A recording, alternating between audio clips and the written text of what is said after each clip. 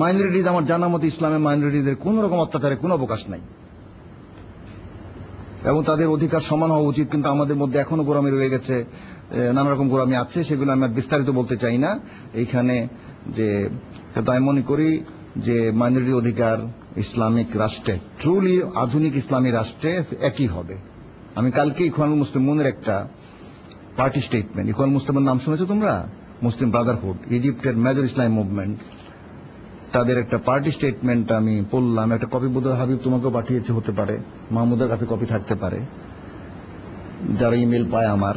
যে আমি অবাক হলাম যে তারা তাদের new concept of political thought তারা নিয়ে আসছে ওইখানে, এবং তারা কোনো পার্থক্য করবে না the religious level between the Muslims and non Muslims. এগুলো অথচ তারা একটা ইসলামিক পার্টি, আমাদের দেশে ইসলামিক পার্টির চেয়ে স্ট্রঙ্গার ইসলামিক পার্টি। তো এখানে আরেকটা কথা ব্যাখ্যা করা দরকার যে আমি সেকুলারিজমকে নিরাপদ মনে করি না একটি কারণে, ধর্মের চেয়ে মারাত্মক মনে করি। কেন মনে করি? একটা কারণ হচ্ছে বিশ্বাসগত, আর একটা কারণ হচ্ছে তোমার যে প্র্যাকটিক্যাল এক্সপেরিমেন্টাল। আমরা দেখেছি যে সবচেয়ে বড় বড় যুদ্ধগুলো সেকুলার রাষ্ট্ররাই করেছে। ফার্স্ট গ্রেট ওয়ার কারা করেছে? সব সেকুলার রাষ্ট্র। ইনফ্যাক্ট মানে সবাই ফার্স্ট গ্রেট ওয়ারে ছিল কে? রাশিয়া ছিল, এই জার্মানি ছিল, ইংল্যান্ড ছিল, ফ্রান্স ছিল। একটাও তো ইসলামী রাষ্ট্র না বা খ্রিস্টান রাষ্ট্রও না, সেকুলার রাষ্ট্র। তারা তো 4-5 কোটি লোক মেরে ফেলছে তারা একে অপরে। সেকেন্ড গ্রেট ওয়ার কারা লড়াই করেছে? কোন ইসলামী রাষ্ট্র করেছিল? কোন হিন্দু রাষ্ট্র করেছিল? সে করেছে সব সেকুলার রাষ্ট্র। ব্রিটেন, আমেরিকা, জার্মানি, রাশিয়া তো অ্যাথিস্ট রাষ্ট্র ছিল, এতো অ্যাথিস্ট রাষ্ট্র ছিল, তারাই তো যুদ্ধটা করেছে। জাপান, অল দি স্টেটস তারা করেছে। তাহলে সেকুলারিজম হলে যুদ্ধ হবে না, একই গ্যারান্টি আছে? ভিয়েতনামে এত অত্যাচার কে করলো? সেকুলার পাওয়ার করলো। আণবিক বোমা কে নিক্ষেপ করে? কোন পোপ নিক্ষেপ করছিল? তো একেবারে সেকুলার এই নিক্ষেপ করে আণবিক বোমা। সুতরাং এইটা আমরা বলতে পারি না নিশ্চিতভাবে। বা আলজেরিয়াতে যে 10-12 লাখ লোক মেরে ফেললো, এটা কারা মারলো? তো এই অবস্থায় আমি যেটা মনে করি যে দুনিয়াতে অধিকাংশ ম্যাসেকার, সেটা অধিকাংশ যে যুদ্ধ, আমি সব নাই বললাম, অধিকাংশ যে যুদ্ধ তা এই সেকুলার পাওয়ারগুলি করেছে। সুতরাং সেকুলারিজমের গ্যারান্টি বলা যায় না, এটা বলা যায় না। অফিসিয়াল সেকুলারিজম, ইন্ডিয়া তো অফিসিয়ালি সেকুলার, কিন্তু তারপরও তো আমরা দেখেছি, এটা একেবারে সত্য কথা, বিয়ন্ড তর্ক যদি উঠি আমরা, যে ইন্ডিয়াতে শত শত রাইট হয়েছে। ওদের অফিসিয়াল ক্যালকুলেশন কয়েক হাজার রাইট হয়েছে, কতগুলি বড়, 20-30টা বড় আর হাজার হাজার রায়ট হয়েছে। এই গত 15 দিনে তোমরা জানো না যে 5-6টা রায়ট হয়ে গেছে, কিন্তু স্মল রায়টস। যেমন আলিগড় রায়ট হয়েছে, এর মধ্যে বড়োদাতে রায়ট হয়েছে, এর মধ্যে। যেহেতু আমি ইন্টারনেট দৈনিক কাজ করি, এগুলো আমার জানা হয়। তো কিন্তু বড় রায়ট হয়েছে 25-30টা বড় রায়ট হয়েছে, এটা সত্যি কথা।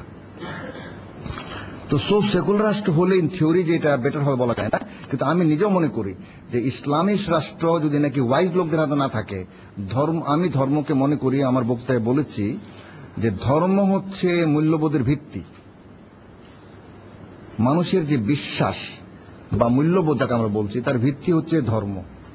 মূল্যবোধ তো আকাশ থেকেও আসে না, মূল্যবোধ তো তোমার ভূগোল থেকেও আসে না, মূল্যবোধ বর্ণ থেকেও আসে না, মূল্যবোধ ভাষা থেকেও আসে না, মূল্যবোধ আসে মানুষের ধর্ম থেকে। আমার ভিতর যা মূল্যবোধ আছে ভালো ইসলাম থেকেই পাওয়া আমাদের, বা যদি হিন্দু কেউ থেকে থাকো তো তাও তোমাদের হিন্দু ধর্ম থেকে বেসিক্যালি পাওয়া। হয়তো তুমি বুঝতে সময় গিয়ে পেয়েছো, বাপ মায়ের মানে যখন পালন করেছে আস্তে আস্তে এগুলো পেয়ে গেছো। তোমার বাপ পেয়েছে তার বাপের কাছ থেকে, তার বাপের কাছ থেকে, এন্ড ফাইনালি হিন্দু রিলিজনের বিগিনিং যেখানে হয়েছে সেখান থেকে, বা ইসলামের যে বিগিনিং হয়েছে সেখান থেকে আমরা পেয়েছি। সুতরাং আমাদের আর মানে নাস্তিকতা বিপজ্জনক এই কারণে যে নাস্তিকদের তো কোনো পারপাস অফ লাইফ নাই। আমাদের জীবনের পারপাস থাকে। আমরা বলি যে আল্লাহ আমাদেরকে এই জন্য সৃষ্টি করেছেন, কিন্তু নাস্তিক কি বলবে? তার জীবনের লক্ষ্যটা কি? সে কি বলবে? ট্রুলি স্পিকিং নাস্তিক তার জীবনের লক্ষ্য কি বলবে? সে নিজে থেকে বানিয়ে এটা বলতে পারে, কিন্তু প্রত্যেকটা জিনিসের লক্ষ্য কি সে তো তার বলা কথা না, সে যাকে বানিয়েছে তার বলা। যেমন কারের লক্ষ্য কি, এটা কে বলে? কার বলে না কারের বানানোওয়ালা বলে? কি বলো তোমরা? এই বিল্ডিং এর উদ্দেশ্য কি? এটা কে বলবে? এই বিল্ডিং বলবে না বিল্ডিং কে যে সামবডি হু মেড ইট? তো মানুষ এখন যদি একটা নাস্তিক নিজে বলা শুরু করে যে আমার লক্ষ্য এই, সেই তো বানোয়াট কথা হবে। যদি সে বলতো, সে যদি বললো যে প্রকৃতি যদি বলে যে তাহলে আমি বুঝতাম। বলতো অ্যাক্সিডেন্ট, তাহলে অ্যাক্সিডেন্ট বলে যদি থেকে থাকে, অ্যাক্সিডেন্ট যদি বলে দিত তাহলে বুঝতাম। সুতরাং নাস্তিক ইজ ভেরি ডেঞ্জারাস। আসলে নাস্তিক ইজ ডেঞ্জারাস, কারণ তার কোন নীতি থাকে না। তার নীতি থাকার কথা না, ঠিক ইন থিওরি তার নীতি থাকার কথা না। He can be very dangerous, she can be very dangerous. Say totally reckless হতে পারে, কারণ তার কোনো অ্যাকাউন্টেবিলিটি নাই। সে কারো কাছে দায়ী নয়, কারো কাছে জবাব দিতে হবে না। সে মনে করে যে মৃত্যুর পর আমার কিচ্ছু হবে না,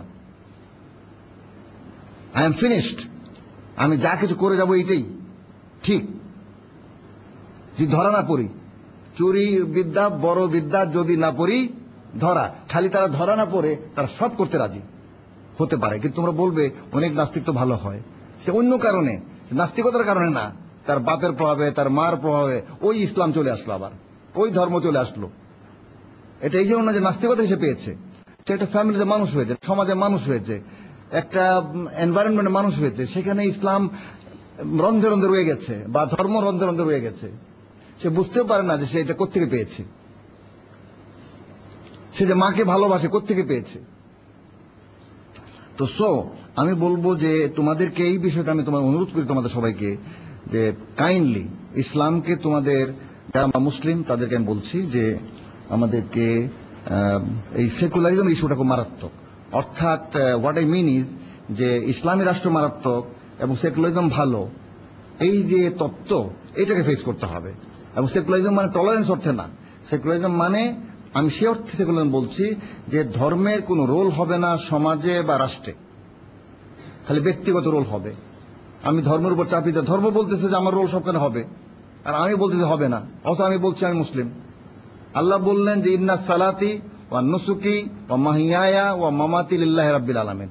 আল্লাহ আমাদের দোয়া শিখালেন যে বলো যে আমার সালাত, আমার all sacrifice of time and money and energy, এবং আমার হায়াত মানে হোল লাইফ, এবং আমার মৃত্যু যদি হয় তো আল্লাহর পথে হবে, লিল্লাহি আল্লাহর জন্য, রাব্বিল আলামিন।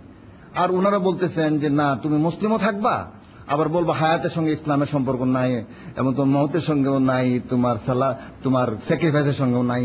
এ কি অদ্ভুত কাণ্ড!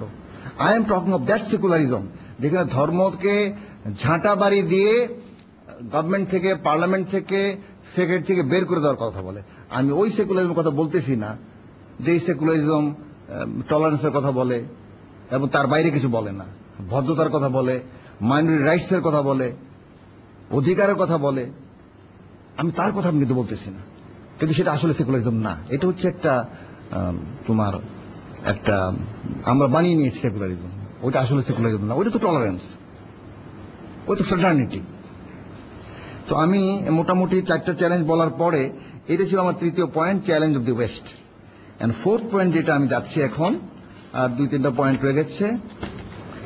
আরেকটি ইস্যু হচ্ছে জেন্ডার, যেটা আমি বলতে চাচ্ছিলাম তোমাদেরকে।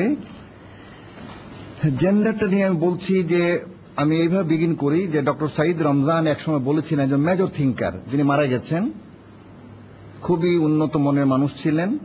তিনি একসময় বলেছিলেন, তার একটা বই লিখেছিলেন যে 3 মেজর প্রবলেমস অব দি উম্মাহ নামে।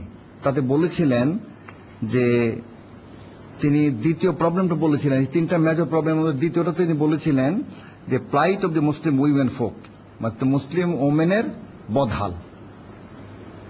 এটা 1967 এর দিকে লেখা বই। তাতেও তিনি বলেছিলেন যে মুসলিম ওমেনের খারাপ অবস্থা। তিনি বিশ্বের বা ইসলামের 3টি বড় প্রবলেম মধ্যে প্রথম প্রবলেম বলছিলেন যে ফিকা এবং শরিয়ার পার্থক্য করতে না পারা।